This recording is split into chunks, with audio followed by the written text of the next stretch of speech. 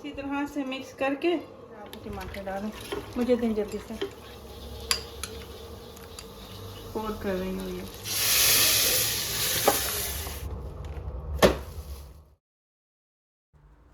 अस्सलाम वालेकुम जनाब, कैसे हैं आप लोग? उम्मीद है कि आप लोग अच्छे होंगे।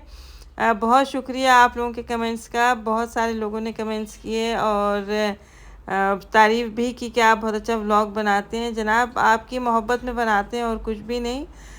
ये बन रहा था सहरी का पराठा और सिर्फ हस्बैंड ने ही सहरी करनी थी। हम लोगों ने 11:30-12 बजे तक के करीब हम लोगों ने जो है एक क्रोसान और थोड़ा सा जूस पी लिया था, जो कि बहुत हैवी हो जाता है ऑलरेडी, तो सहरी नहीं की जाती।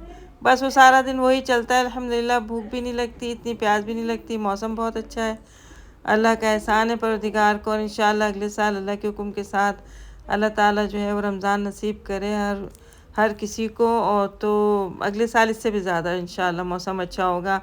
अच्छा, चाय बन रही थी सिर्फ 1 कप, क्योंकि सिर्फ हस्बैंड ने ही चूरी खानी थी और कुछ भी नहीं खानी, सिर्फ उन्होंने ही थी। लेकिन साथ में जो आप ही बैठी तो समझें कि वो आधी चूरी आप ही ने और आधी जो है वो मेरे हस्बैंड ने खाई। और कहने को वो कहती है कि मुझे कुछ नहीं खाना, लेकिन सबसे ज़्यादा वही खा रही होती है। मेरी एक स्टूडेंट थी, उन्होंने मुझे कल कॉल की। उन्होंने कहा कि आपने बहुत अच्छी बात की ख़वातीन के बारे में। तो मैंने उनको कहा कि ये बात करने वाली नहीं थी, लेकिन करनी पड़ी, क्योंकि लोग औरतों को पता नहीं क्या समझने लगे हैं कि उनकी कोई वैल्यू नहीं है और उनके बारे में कोई भी उठ के कुछ भी कह दे। तो मैंने सिर्फ इस वजह से जो है वो एक छोटी सी बात की थी। तो कह लेंगे नहीं, आपकी बात बहुत सही थी। तो मैं एक छोटी सी बात मुझे याद आ गई। तकरीबन यही कोई 4-5 महीने, साल भर पहले मैंने एक जगह पे मैं पढ़ी थी कि एक पढ़ नहीं रही थी, सुन रही थी। एक मौलवी साहब हैं, वो मॉडर्न मौलवी साहब है, नाम मैं उनका भूल गई हूँ। तो वो कहने लगे कि हम 3 वो जिस तरह से बयान कर रहे थे, मैं उस तरह से आपको बता रही हूँ। कहने लगे कि हम 3 जो है वो भाई थे। तो हमारे घर में मेहमान आने थे शाम को। तो हमारी वालदा साहबा ने सब कुछ तैयार कर लिया था, बस एक कुछ रह गया था। तो हमारे वालिद साहब ने उनसे कहा कि सबके सामने, मतलब हमारे सामने, कि मेहमान आने वाले हैं। थोड़ी सी आवाज़ उनकी तेज़ थी, ऊंची थी। मेहमान आने वाले हैं, ऐसा ना हो कि तुम मेरी जो है वो मेहमानों के सामने जो है वो बेइज्जती करवाओ, तो खाना जल्दी से रेडी कर लो। तो वो उनकी वाइफ़ तो किचन में आ गई और काफ़ी देर तक वो साहब जो ये बात बोल के कहते हैं कि मेरे वालिद साहब एक ही जगह पे बैठे रहे, ये बात बोल के। फिर मेहमान भी आ गए, मेरी वालदा ने खाना भी सही से बना लिया, सब कुछ हो गए, मेहमान चले भी गए।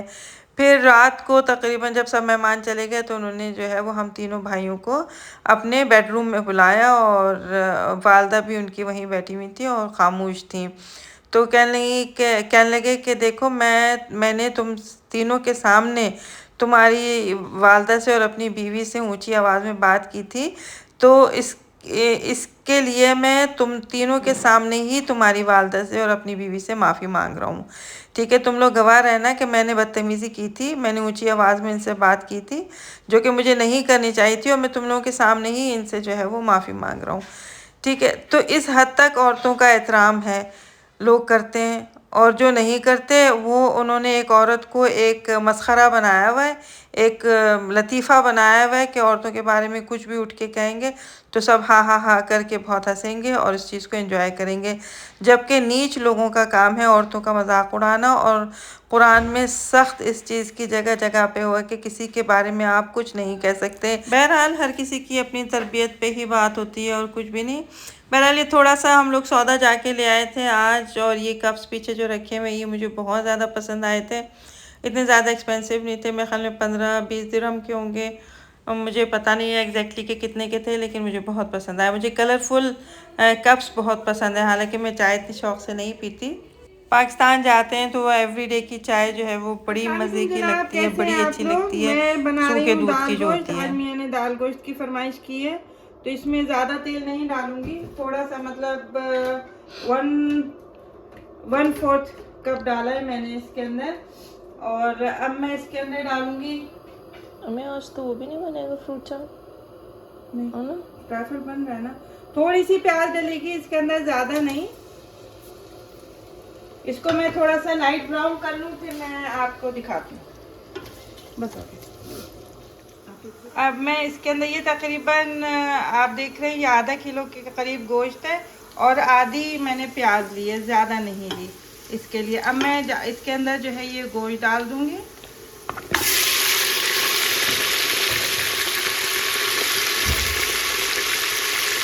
और तकरीबन ये मैंने 1 टेबल स्पून भर के, बल्कि ज़्यादा ही डाल दूँ, 1.5 टेबल स्पून भर के मैंने जो है वो इसके अंदर अदरक लहसुन का पेस्ट डाल दिया।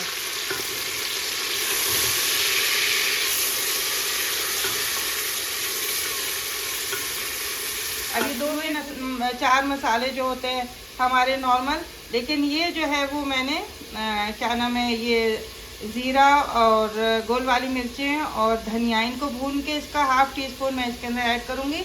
ये खाने में किसी भी टेस्ट को बहुत इन्हांस करता है। अगर आप चाहते हैं कि आपके अदरक लहसुन का टेस्ट चेंज ना हो, जो आप पेस्ट बनाते हैं, मैं तो उसमें कोई चीज़ नहीं डालती, एज इट इज़ रखती हूँ।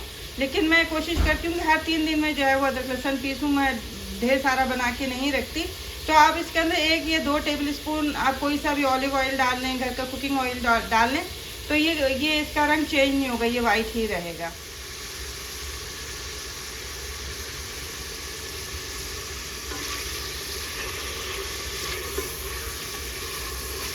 बस 2 मिनट और भूनूंगी मैं इसको। अब मैं इसके अंदर ये सारे मसाले ऐड कर रही हूँ और दाल भी मैं इसी के साथ ही ऐड कर दूँगी, क्योंकि मैं दाल अलग नहीं पकाती, इसी के साथ ही पका लेती हूँ।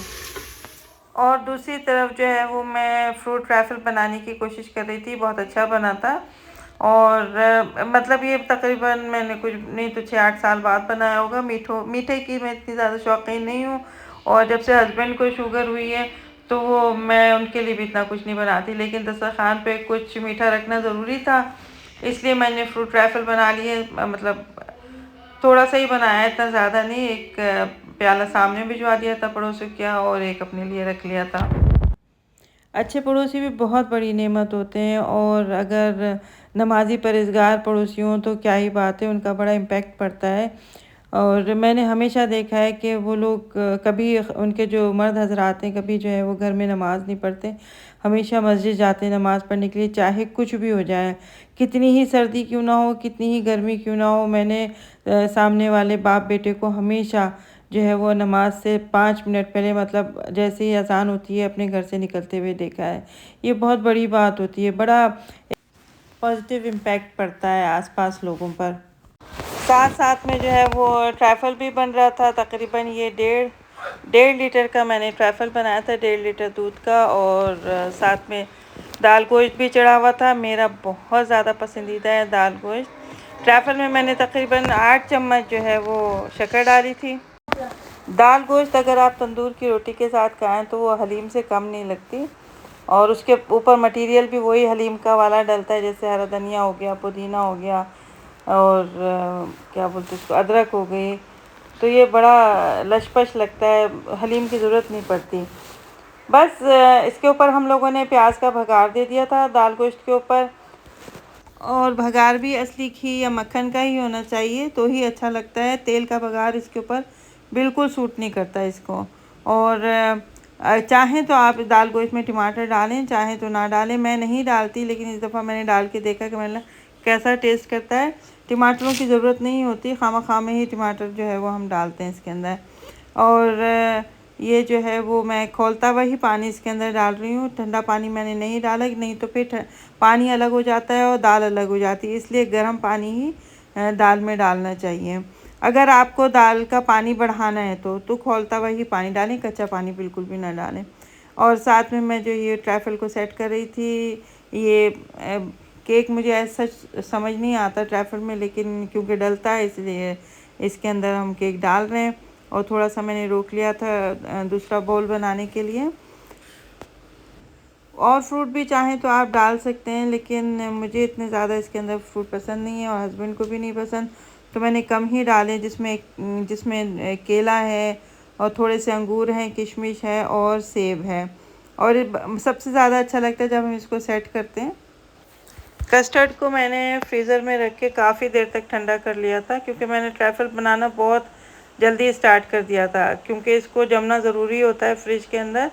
अगर ये ठंडा नहीं है तो फिर ये टेस्ट नहीं देगा। गरम बिल्कुल मज़ा नहीं आता खाते हुए, बिल्कुल भी। और इसके साथ मैंने कौन सी वाली क्रीम थी आप ये जो हलीब वालों का जो है ये क्रीम थी। और सारे फ्रूट्स मैंने बहुत वैसे मैं फ्रूट्स भी ठंडे कर लिए थे और कस्टर्ड भी ठंडा कर लिया था, तो मुझे ये टेंशन नहीं थी कि मैं अगर इनमें जेली डालूँगी तो वो मेल्ट हो जाएगी। मसला ये है कि जो लाल जेली है अगर उसको डाली जाए ना तो वो अपना कलर जो है वो छोड़ देती है और पूरा कस्टर्ड जो है या कोई भी चीज़ जो है वो लाल हो जाती है, तो इस चीज़ से बड़ा डर लगता है। तो इसके लिए ज़रूरी है कि बहुत ज़्यादा जेली भी बहुत ज़्यादा ठंडी हुई हुई हो और कस्टर्ड भी बहुत ज़्यादा ऑलरेडी ठंडा हुआ हो, तभी हम इसको मिक्स करें। इसमें आप ड्राई फ्रूट्स भी सारे डाल सकते हैं, बादाम छील के डालने पड़ेंगे, काजू डाल सकते हैं, अखरोट डाल सकते हैं, वो भी बहुत अच्छा लगता है। इंशाल्लाह मैं बहुत जल्दी अखरोट का हलवा भी बनाऊंगी, कल ही बनाऊंगी, शायद कल या परसों।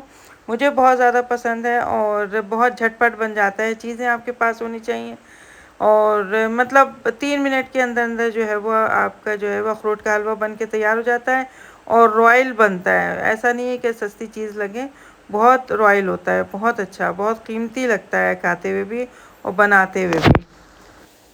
चले जी, हमारा व्लॉग हो रहा है अभी एंड। अपने अपने माँ बाप का, अपने बहन भाइयों का, अपने इर्द गिर्द लोगों का, पड़ोसियों का ढेर सारा ख्याल रखें। और अगर हमारा व्लॉग आपको समझ आए तो प्लीज़ इसको लाइक सब्सक्राइब शेयर करें और दुआ क्या करें हम सब के लिए, हर किसी के लिए कि हर किसी के ईद बकरीद रमज़ान सब अच्छे से गुज़रें और खुश खुर्रम गुज़रें, किसी के घर में कोई परेशानी ना आए, तकलीफ़ ना आए।